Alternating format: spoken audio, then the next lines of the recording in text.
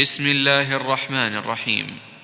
الحمد لله الذي أنزل على عبده الكتاب ولم يجعل له عوجا قيما لينذر بأسا شديدا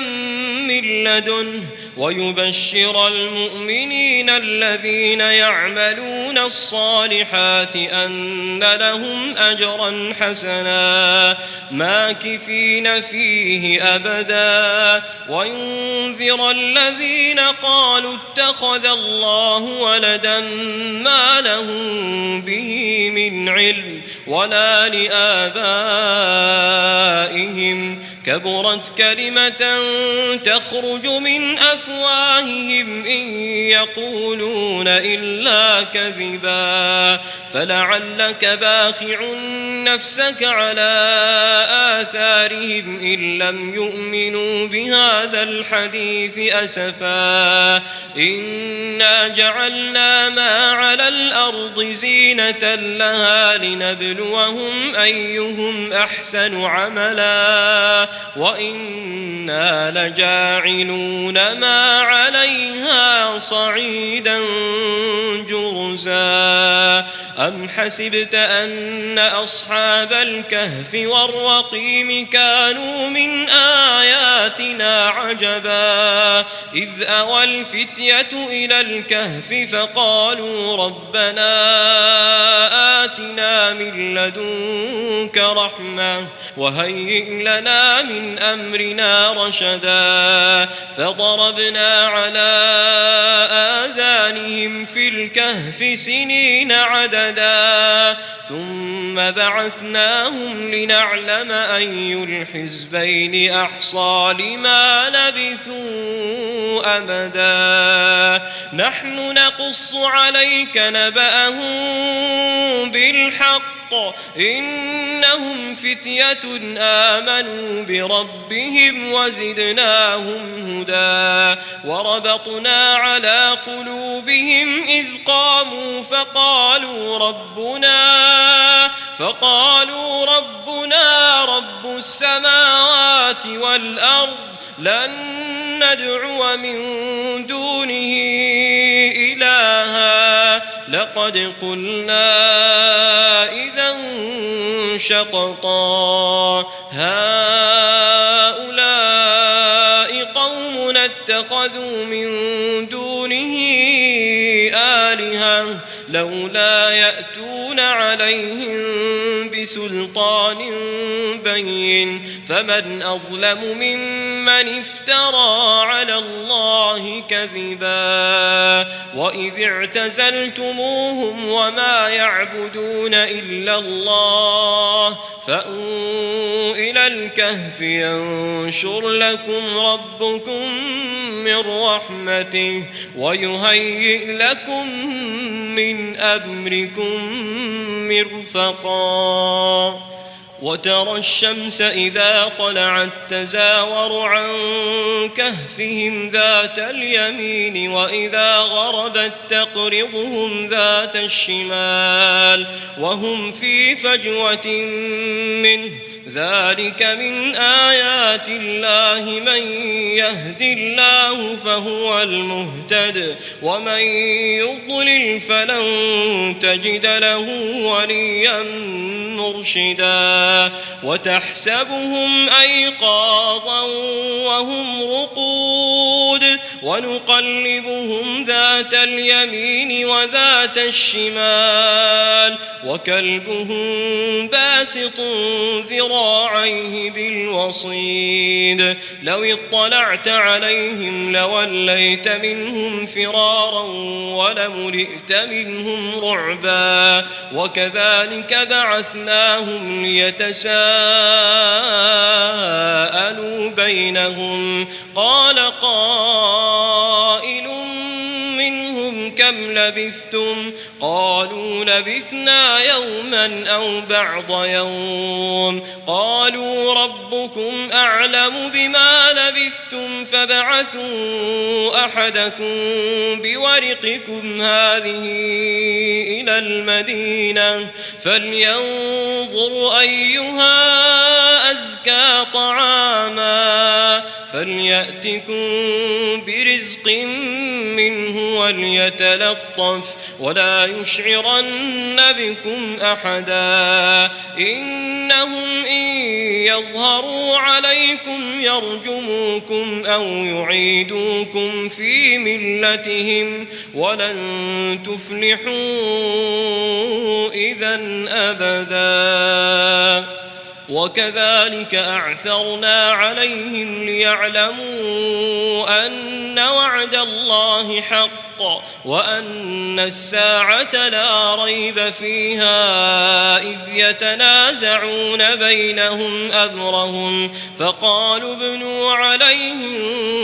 بنيانا ربهم أعلم بهم قال الذين غلبوا على أمرهم لنتخذن عليهم مسجدا سيقولون ثلاثة رابعهم كلبهم ويقولون خمسة سادسهم كلبهم رجما بالغيب ويقولون سبعة وثامنهم كلبهم قل ربي أعلم بعدتهم ما يعلمهم إلا قليل فلا تمار فيهم إلا مراء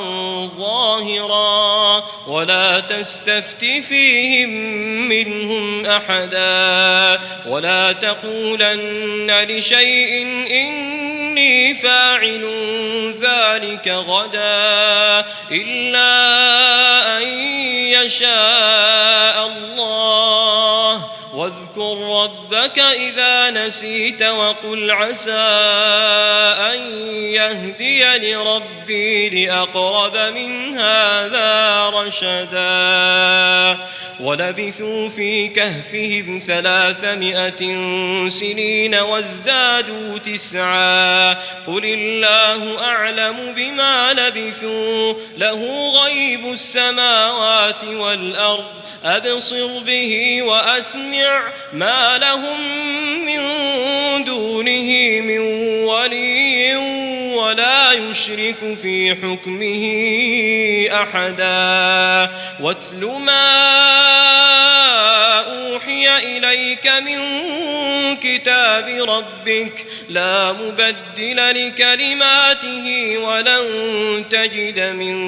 دونه ملتحدا واصبر نفسك مع الذين يدعون ربهم بالغداة والعشي يريدون وجهه ولا تعد عيناك عنهم تريد زينة الحياة الدنيا ولا تطع من أغفلنا قلبه عن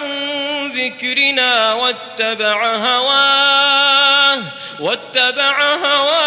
وكان أمره فرطا وقل الحق من ربكم فمن شاء فليؤمن ومن شاء فليكفر إنا أعتدنا للظالمين نارا أحاط بهم سرادقها وإن يستغيثوا يغاثوا بماء كالمهل يشوي الوجوه بئس الشراب وساءت مرتفقا إن الذين آمنوا وعملوا الصالحات إنا لا نضيع أجر من أحسن عملا أولئك لهم جنات عدن تجري من تحتهم الأنهار يحلون فيها من أساور من ذهب ويلبسون ثيابا خضرا من سندس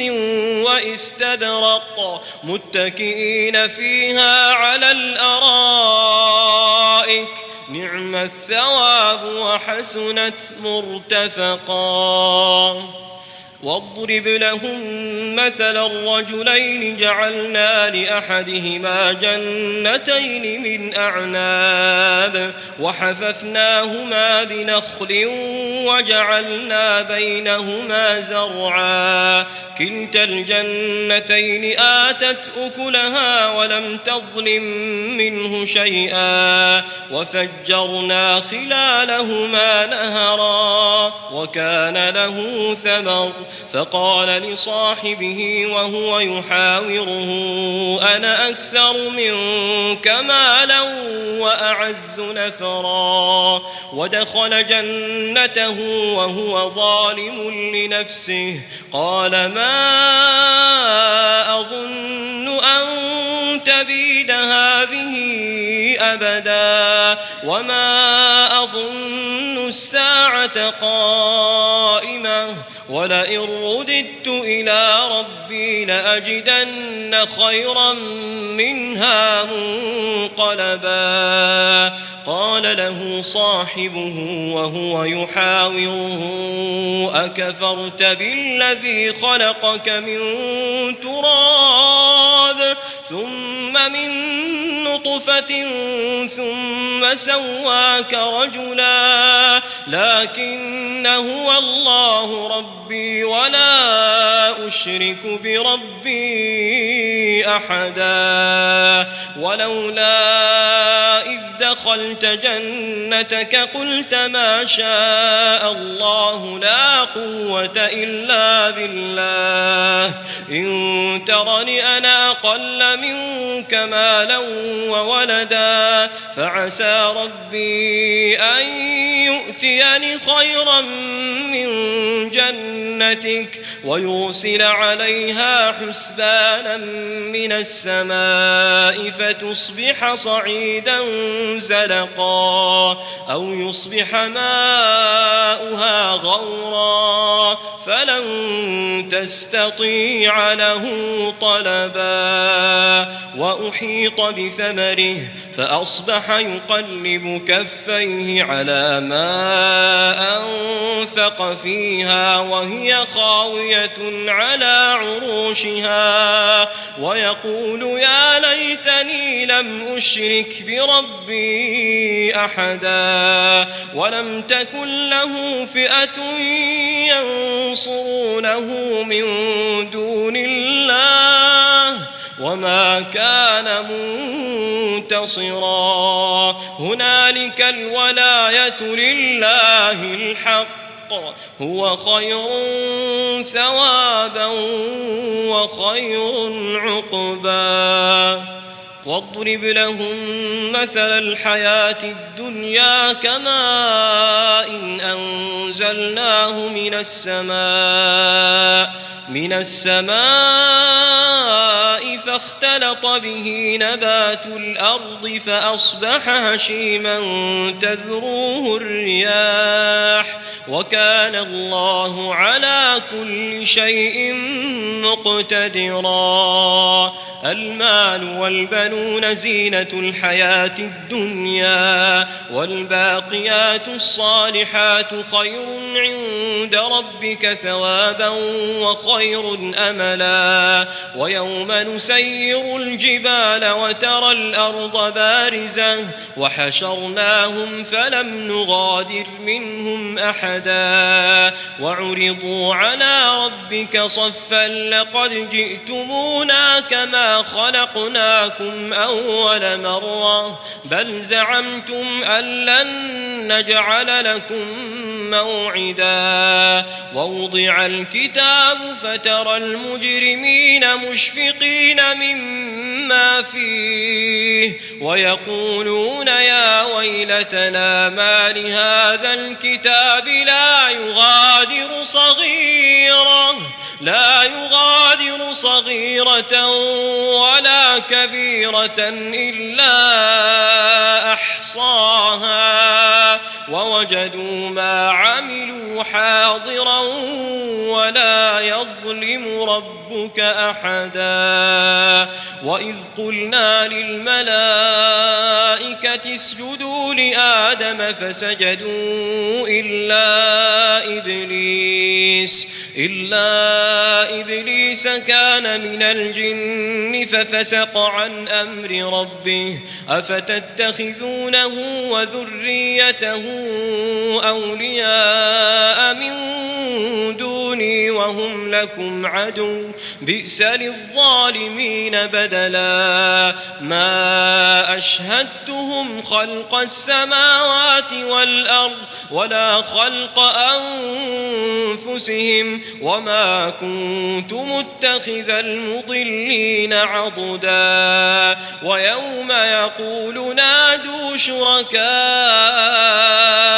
الذين زعمتم فدعوهم فلم يستجيبوا لهم وجعلنا بينهم موبقا ورأى المجرمون النار فظنوا أنهم مواقعوها ولم يجدوا عنها مصرفا ولقد صرفنا في هذا القرآن للناس من كل مثل وكان الإنسان أكثر شيء جدلا وما منع الناس أن يؤمنوا إذ جاءهم الهدى ويستغفروا ربهم إلا أن تأتيهم سنة الأولين أو يأتيهم العذاب قبلا وما نرسل المرسلين إلا مبشرين ومنذرين ويجادل الذين كفروا بالباطل ليدحضوا به الحق واتخذوا آياتي وما أنذروا هزوا ومن أظلم ممن ذكر بآيات ربه فأعرض عنها ونسي ما قدمت يداه إنا جعلنا على قلوبهم أكنة أن يفقهوه وفي آذانهم وقرا وإن تدعهم إلى الهدى فلن يهتدوا إذا أبدا وربك الغفور ذو الرحمة لو يؤاخذهم بما كسبوا لعجل لهم العذاب بل لهم موعد لن يجدوا من دونه موئلا وتلك القرى أهلكناهم لما ظلموا وجعلنا لمهلكهم موعدا وإذ قال موسى لفتاه لا أبرح حتى أبلغ مجمع البحرين أو أمضي حقبا فلما بلغا مجمع بينهما نسيا حوتهما فاتخذ سبيله في البحر سربا فلما جاوزا قال لفتاه آتنا غداءنا لقد لقينا من سفرنا هذا نصبا قال أرأيت إذ أوينا إلى الصخرة فإني نسيت الحوت وما أنسانيه إلا الشيطان أن أذكره واتخذ سبيله في البحر عجبا قال ذلك ما كنا نبغي فارتدا على آثارهما قصصا فوجدا عبدا من عبادنا آتيناه رحمة من عندنا وعلمناه من لدنا علما قال له موسى هل أتبعك على أن تعلمني مما علمت رشدا قال إنك لن تستطيع معي صبرا وكيف تصبر على ما لم تحط به خبرا قال ستجدني إن شاء الله صابرا ولا أعصي لك أمرا قال فإن اتبعتني فلا تسألني عن شيء حتى أحدث لك منه ذكرا فانطلقا حتى إذا ركبا في السفينة خرقها قال أخرقتها لتغرق أهلها لقد جئت شيئا إمرا قال ألم أقل إنك لن تستطيع معي صبرا قال لا تؤاخذني بما نسيت ولا ترهقني من أمري عسرا فانطلقا حتى إذا لقيا غلاما فقتله قال أقتلت نفسا زكية بغير نفس لقد جئت شيئا نكرا قال ألم أقل لك إنك لن تستطيع معي صبرا قال إن سألتك عن شيء بعدها فلا تصاحبني قد بلغت من لدني عذرا فانطلقا حتى إذا أتيا أهل قرية استطعما أهلها فأبوا أن يضيفوهما فوجدا فيها جدارا يريد أن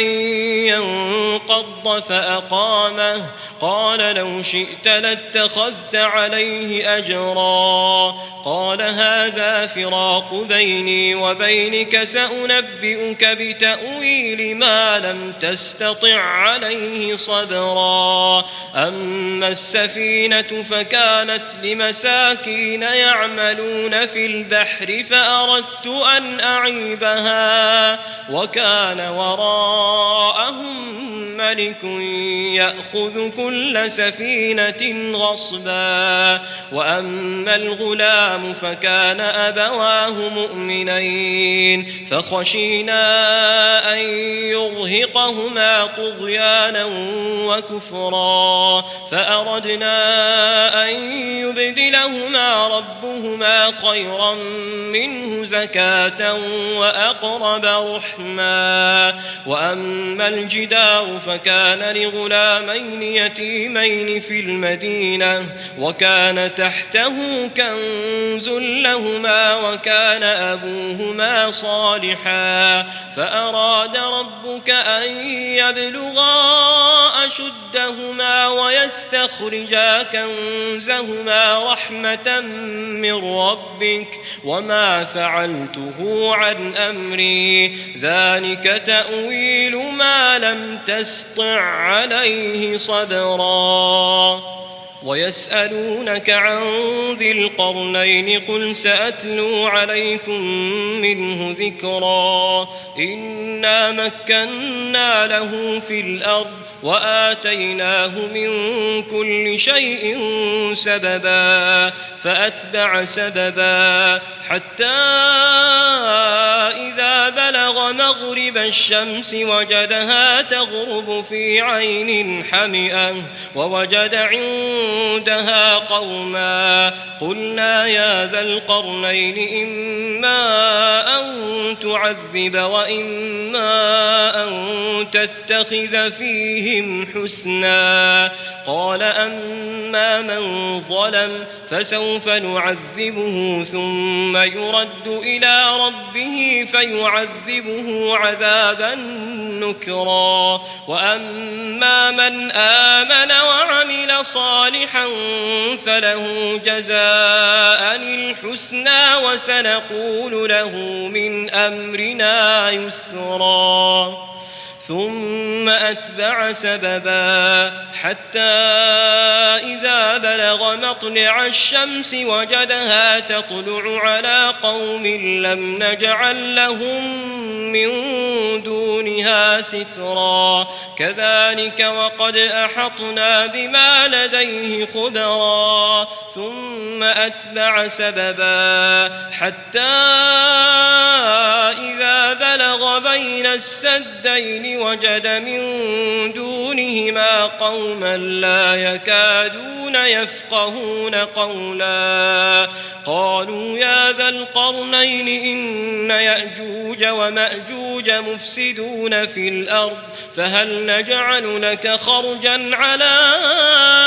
أن تجعل بيننا وبينهم سدا قال ما مكني فيه ربي خير فأعينوني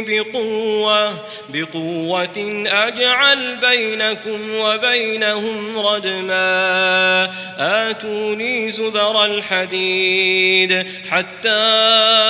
إذا ساوى بين الصدفين قال انفخوا حتى إذا جعله نارا قال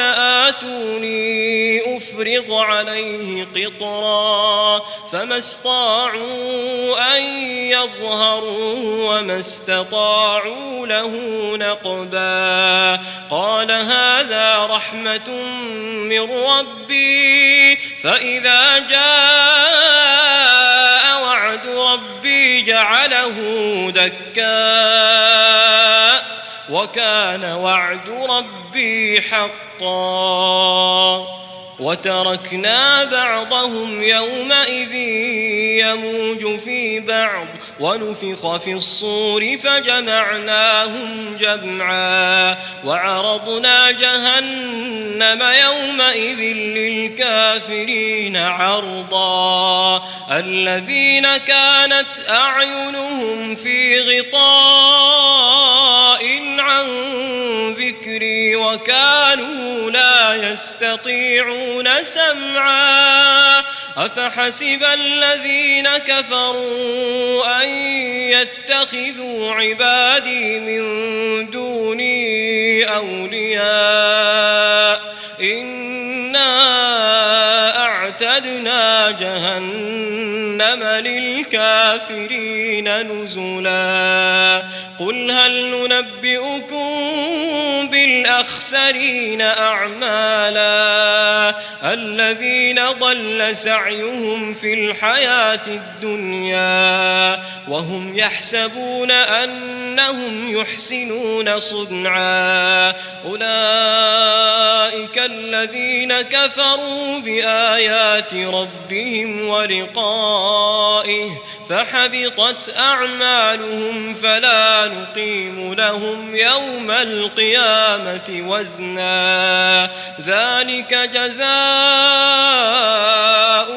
جهنم بما كفروا واتخذوا آياتي ورسلي هزوا